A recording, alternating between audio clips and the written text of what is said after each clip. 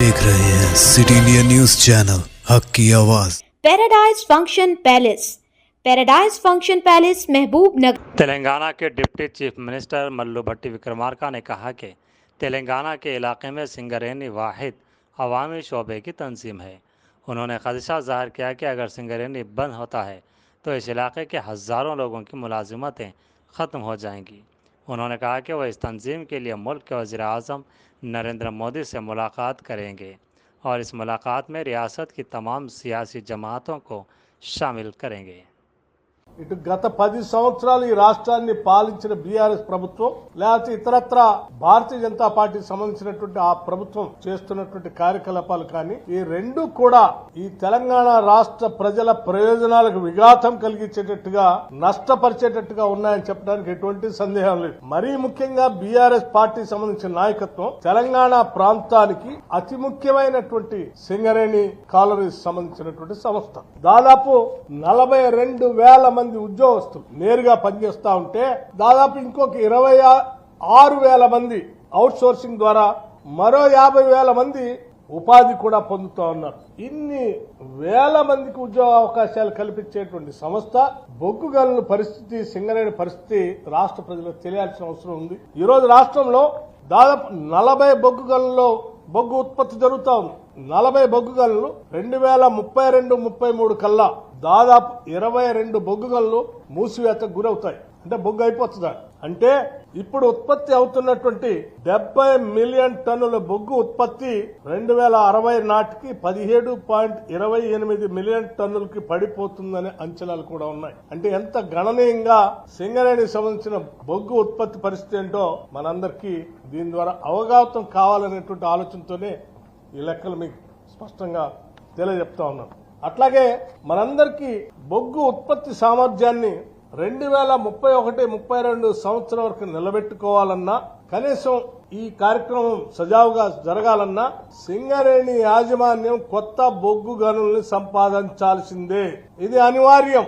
కొత్తగా అదనంగా బొగ్గు గనులను సంపాదించుకోకపోతే సింగరేణి అనేది ఒక చరిత్రగా మిగిలిపోయే ప్రమాదం ఉంది। అయితే ఇక్కడ సమస్యల్లో గతంలో గోదావరి పరివాహ ప్రాంతంలో ఉన్నటువంటి కోల్ బ్లాక్స్ అన్ని కూడా ఇక్కడ ఉన్నటువంటి సింగరేణి కంపెనీ అనేది ప్రభుత్వ రంగ సంస్థ కాబట్టి అది కూడా కేంద్ర రాష్ట్ర ప్రభుత్వాల వాటాతో ఉన్నటువంటి సంస్థ కాబట్టి నేరుగా బొగ్గు గనుల్ని G2 అంటే గవర్నమెంట్ టు గవర్నమెంట్ నేరుగా ఇచ్చేటువంటి ప్రక్రియ అందుబాటులో ఉన్నటువంటి అవకాశాన్ని ఈనాడు దేశాన్ని పాలన చేస్తున్నటువంటి Bharatiya Janata Party Mines and Minerals Development and Regulation Act 1957 కి సవరణ తీసుకొని వచ్చి అది 2015 24 ఫిబ్రవరి నాడు పార్లమెంట్ లో ఈ యాక్ట్ కి MMDR యాక్ట్ 1957 కి సవరణ తీసుకొని వచ్చి దేశంలో ఉన్నటువంటి బొగ్గు గనులన్నింటినీ ఎవరికి ఏ ప్రభుత్వ రంగ సంస్థకు కూడా కేటాయించడానికి వీలు లేకుండా